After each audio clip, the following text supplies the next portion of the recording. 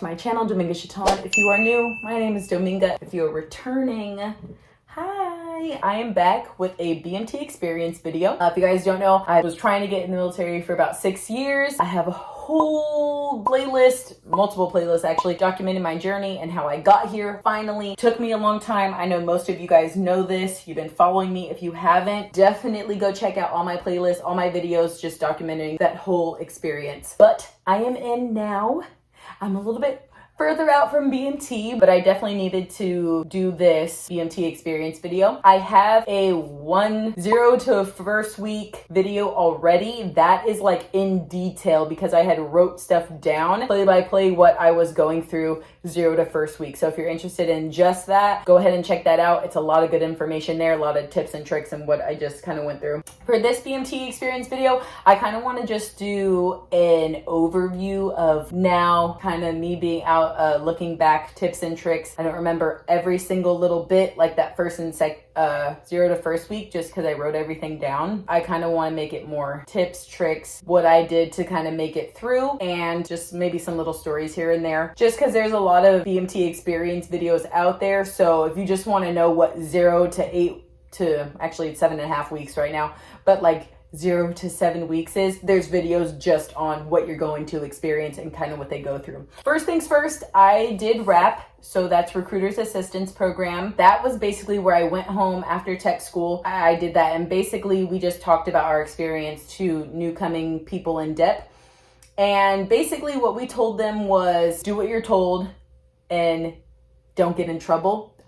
It's really easy to not get in trouble if you just do what you're told. So there's a lot of things you have to know before you go, like your reporting statement. Actually, you don't really need to know that just because they're going to tell you what it is, which basically it's going to be sir or ma'am, whoever you're speaking to, trainee, your last name, reports as ordered. So if your last name is Lewis, you know, if it's a guy you're speaking to, sir, trainee Lewis reports as ordered, or ma'am, trainee Lewis reports as ordered. So that's something that you'll learn there. Yes, I was dorm chief. I got selected dorm chief maybe 3rd or 4th day. I didn't know I was going to be selected as dorm chief, but all of a sudden they started like giving me dorm chief tasks to do.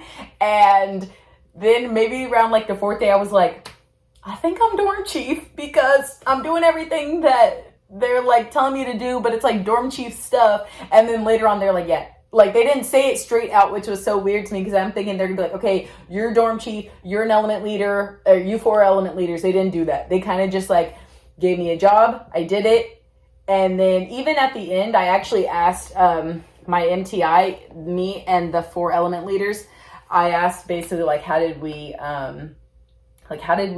get these student leader positions? And she told us by the end. If you don't know, a dorm chief is basically, think of like a den mother, if you were in like Girl Scouts or Boy Scouts or something. Basically, MTI is going to tell you something and you make sure the flight does it. And if they don't, either you'll get in trouble or the whole flight will get in trouble, which both of those things happened.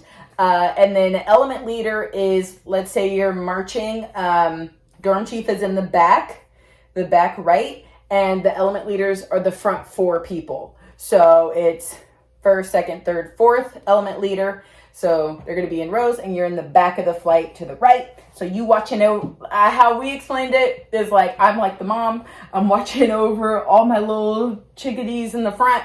And then the 4 element leaders in the front kind of like marching, like they're kind of like the fuck, kind of like that. And so, which really worked out because for my flight, it was pretty, it wasn't too crazy. Now that I've heard what other flights have kind of gone through, I don't feel like mine was that crazy. Meaning just like drama, like there was drama, but like now that I heard other people, it wasn't as bad. Because there's obviously, I thought like, oh no, I'm not going to be involved in that. With dorm chief, you're just always hearing things and you're always like reporting things to your MTI.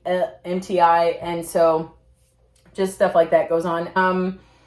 2nd week of boot camp, I honestly don't remember. I believe we were in like our regular civilian clothes for the first couple of days. And then we were in PT gear. And then we got PT gear plus our cap, which was weird. You really don't do that, but I guess in BMT you do. So it would be this cap and PT gear, so you look weird. And then I believe 3rd or 4th week, we got issued our OCPs, and that was awesome because you go to clothing issue in the beginning for like your PT gear, something like that, or no, maybe later for your OCPs. And you're like seeing people who are weeks ahead of you, and you're like, wow, how does it feel to be in OCPs and all this stuff? 4th week, I believe, was the weapon issue, or basically we worked on the weapons. So taking them apart, putting them together. That was really fun. We had like race in there. We were trying to like race who could do like the fastest. It was actually pretty easy. Like after you do it a couple times, taking apart and putting together the weapon, super easy. Then we were shooting and we went to CADM, I believe. Did we do that? Yeah, so we went to Beast Week, I believe 5th week. Basically, there's a whole bunch of videos you guys can watch, but basically Beast Week is like simulating a deployment. So you're in a tent with everybody. So like my flight was split into 2 people, 20-something people and 20-something people in each tent. Probably because of COVID, they had to do that. Mine was like the back end of COVID. I went March 23rd. That's when I started BMT. But you do that, you go, we didn't do the gas chamber, we didn't do the obstacle course, but we did do CADM, and that's when you go and shoot. I actually got marksman, or just expert shooting, so I got an extra ribbon. So usually when you graduate, you get 2 ribbons. I got 3, so I was like, what? That's awesome. They say usually there's a lot of people who get marksman when they have never shot before, because I've never shot a gun or shotgun before. So they're like, usually because you don't have any bad habits that you're bringing over. So anyway, I got it. That was really cool. I think like 11 or 13 girls got it in my flight, and it's really cool. We shot the M16, and that was really nice. And Beast was really fun. Tips on Beast Week: be prepared to run everywhere. So like for us, we had MREs pretty much every day for breakfast and lunch, and then dinner was in the kitchen. But breakfast and lunch, once you're done with the MRE, you gotta run everywhere outside of your little tent zone. You're running, so be prepared for that. Be careful because there's rocks, as the ground is all rock. So I almost like tripped and broke my ankle a couple times, but you know, it's okay. What else? I would do KP duty. I would do KP duty, which is kitchen duty at Beast. That was fun.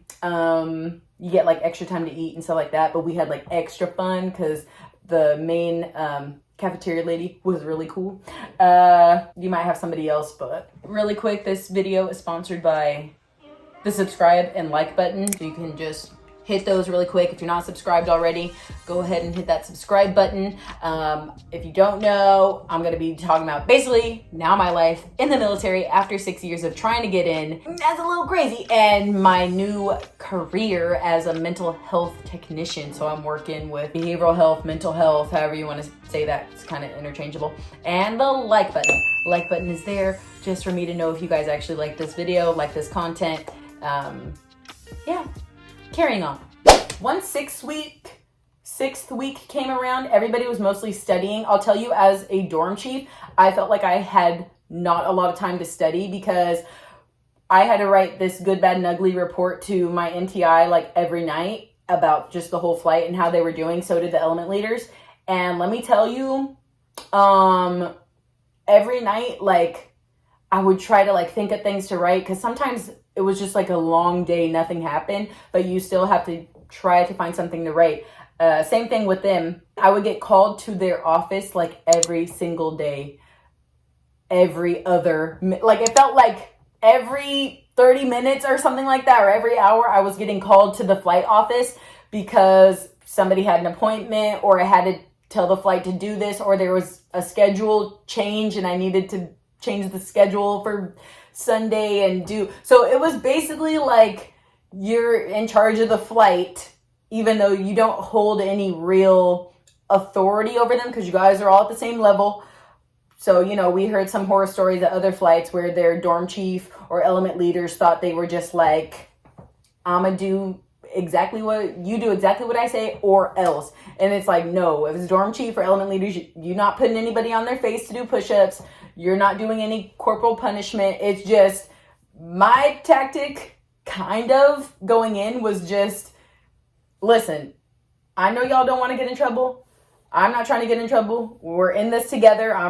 No one's better or worse. They're just telling me, and I'm telling you. Whatever I tell you, it's because the MTI told you. And that's it. Like a couple times, I'll tell you. So the flight wasn't meeting timelines. I think that's what the issue was. We all went into the day room, which is a big room. We all sat on the floor. And she was basically, our MTI was like, y'all don't want to meet timelines? Okay, cool. I think that's what the issue was. Anyway, she was like, dorm chief, get up here. I was like, yes. I had a good face on, you know. I was like, yes, ma'am. She just was like, stand up, go in the hallway. And she was like, y'all don't want to listen? Okay. She's like, what exercises can you do? And I knew it. I knew she was about to make me do some form of something. And look, to me, I needed help on my push-ups. Y'all know I could barely do 7 to 10 push-ups going, okay? So she basically was just like, what exercises can you do? Because everybody was like on a profile or getting hurt. And I was like, I can do anything. I can do all the exercises. She's like, all right, get on your face. She's like, this is because of y'all. She's like, now go. 1. And so I had to count.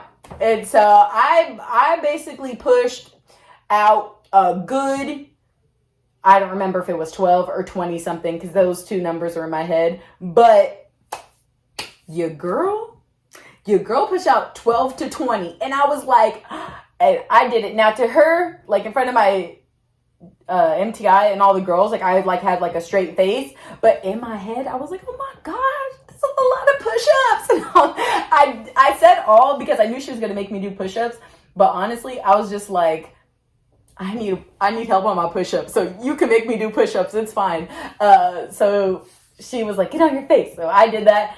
And then she had to talk with us after, and there were some girls in the back like crying because they told me after, they're just like, oh my gosh, I was crying when you were doing that. I felt so bad and da-da-da-da. Now I kept a straight face, but in my head, I wasn't that mad, only because I know I needed help with the push-ups. And I told my MTI, I was just like, wow, that's the most push-ups I've ever done. She goes, I know. I was like, wow.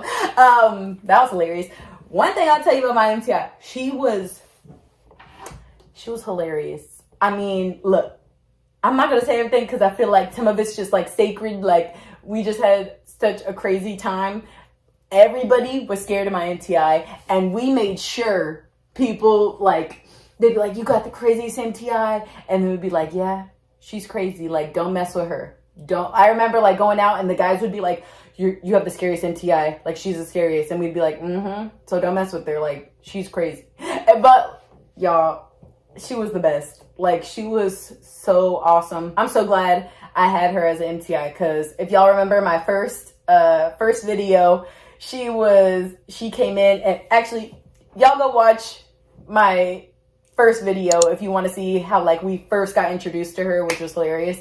When she came in, that was great. Anyway, going back, she was the best. I had a male MTI who was there, and everybody really liked him as well. He was very by the book. He was very organized. He was just very professional, and he had to leave. And then we ended up getting like 2 more MTIs to help us, another male, and then she had to leave, my main female MTI, for like training or something. And then another male that came in. And honestly, we had so many. We had like 5 or 6 different MTIs there because I think another lady came at the end to train. It was crazy. And then other MTIs from other flights came into our dorm and like helped us out. We had some awesome MTIs out there. Like whoever they picked, I felt like really cared for us. There were some who we just didn't talk to or just didn't care about, but like the main ones, they were super inspiring, super like, hey, let's just be the best. Like you're here. And that's kind of how I kind of felt the whole time. Like I'm here, I made it. It took me 6 years. I don't care if it seems cheesy or whatever. Like, I'm gonna do the best that I can. That's how I felt and how I took my PT. Like, I went in there, my first PT test, I did 18 push-ups. My last test at BMT, 24. And I was like, that's awesome. That's crazy. Y'all tell me why my last push-ups for tech school, when I was in tech school, 49. 48, 49. Like, to me, I'm like, what? Y'all saw all those videos I did where I could barely push 7 to 10 and they were ugly 7. Now I do an ugly 49. Like, it's great. But no, you really got to go down. I'm still not I'm still not perfect, but 49, 7 to 49, like, that's really awesome. So a lot of people are like, how did you do push-ups? Y'all, you will be doing push-ups. You could do your own push-ups when you're in, so don't worry about it, honestly. I mean, still do them before you go. Like, still get conditioned, go run, do your push-ups and sit-ups, because you will need it. Like, I still have to do my push-ups and sit-ups now. But you will have opportunity to get better, okay? My flight actually got PT Excellence when we graduated, so that means out of all the female flights, we were top PT scores, like, altogether. So that was really cool. Don't be in the drama. There's gonna be drama. Try your best not to. It's hard. You will be in it. I know. You gotta be in it at least a little bit.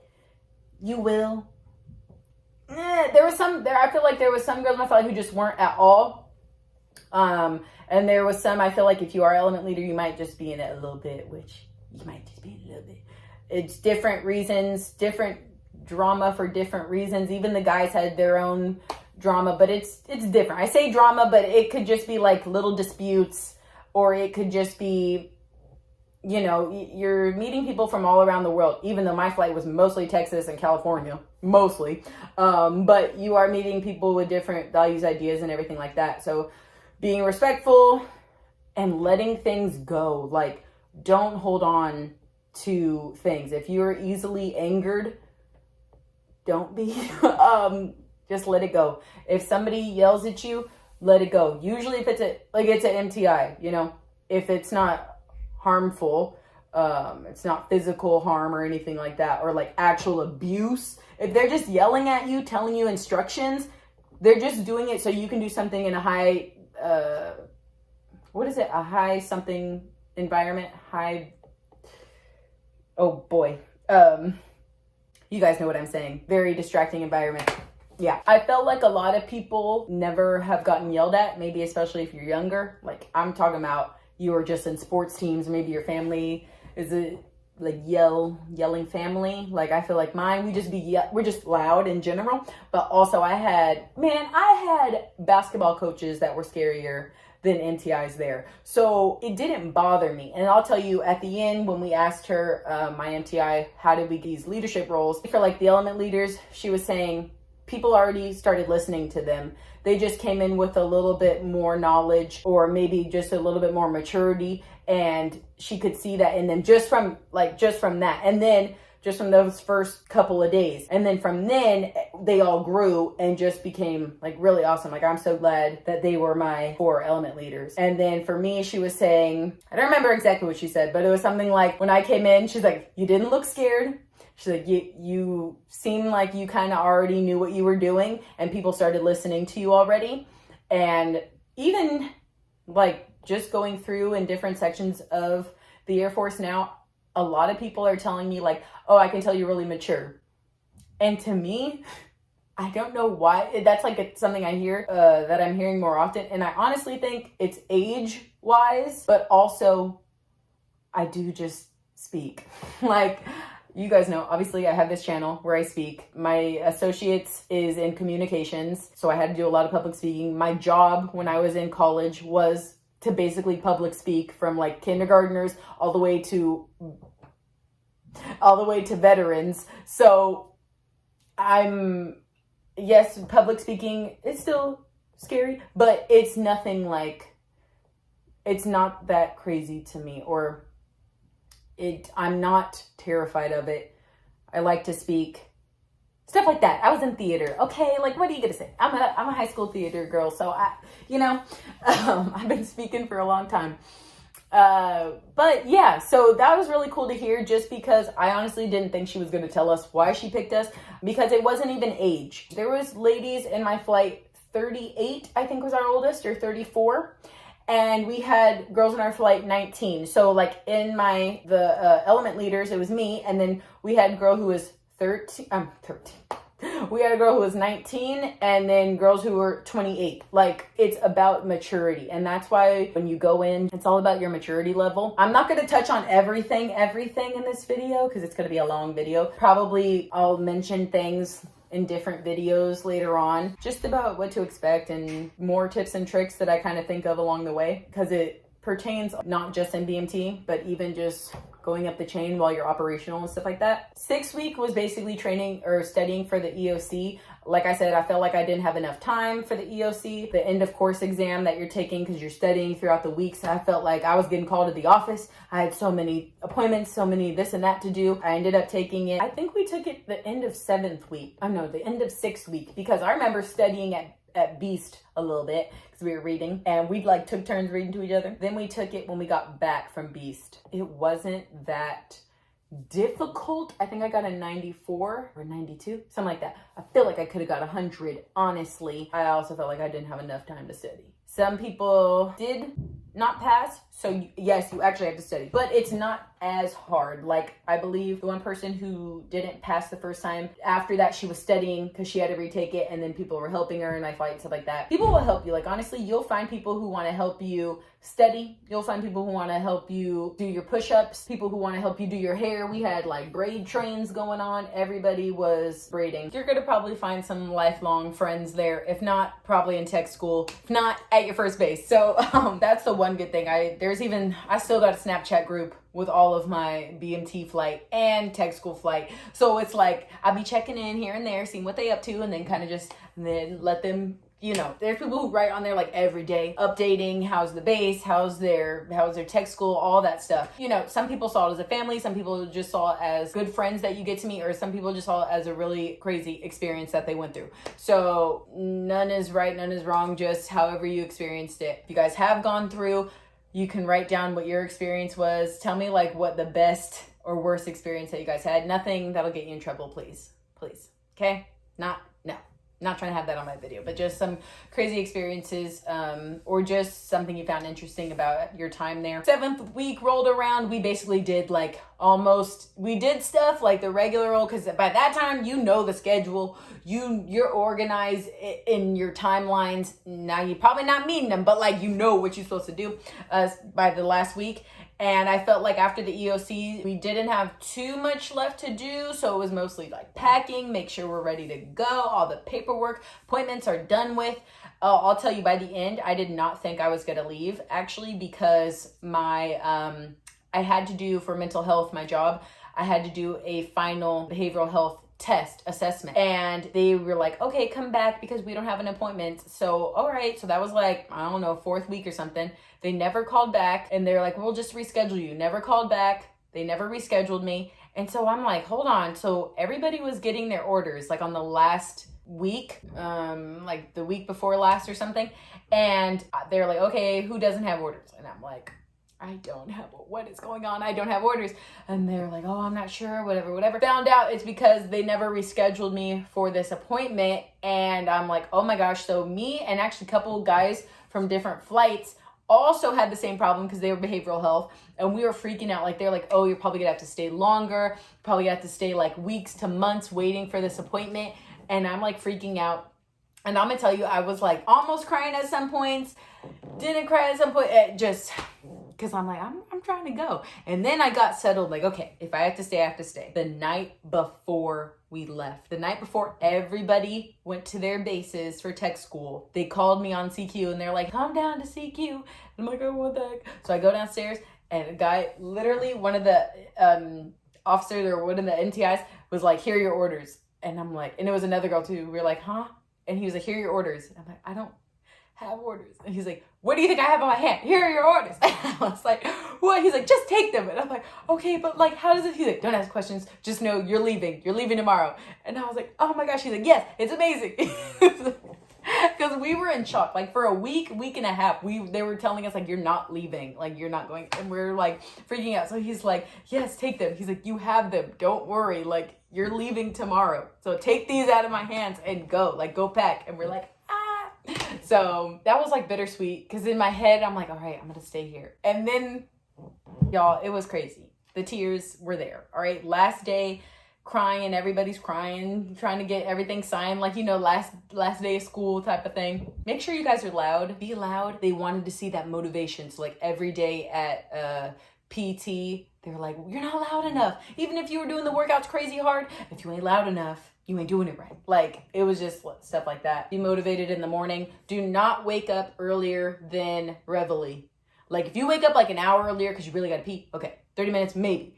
But if you wake up and the MTI comes and sees you, nah, they're going to be like, oh, you don't need sleep? Okay, cool. Well, you can get up and do push-ups right away, something like that. Go to sleep. Don't be going crazy after lights out because a lot of people be getting in trouble like that. So don't do that. Go to the bathroom, brush your teeth before 9, okay? And you wake up around 5:45, and that's when Reveille is, and you better get up. But don't get up right before because you're going to get in trouble, all right? That's basically, I already know it's going to be a long video. So I'm going to leave it there. Crazy experiences, some stories, some tips, some tricks. My experience, it was crazy. It was weird, exciting. It was something different. Honestly, I look back on it fondly. There was things I don't ever want to think about doing again. Just don't want to. Oh, what was really fun was dragging our weapon in the sand. That was really fun. But like some stuff just, no. Don't want to do again. I'm good. Glad I had the experience. What did they say? It's the most fun I never want to have again. Like that. I might have more dorm chief stories later on, but I think that's all I'm going to leave you with right now. Got to edit this and edit some other stuff for you guys. So be on the lookout for new videos coming your way. Yeah. Thank you guys for joining me on this video, and I'll see you again soon. Bye.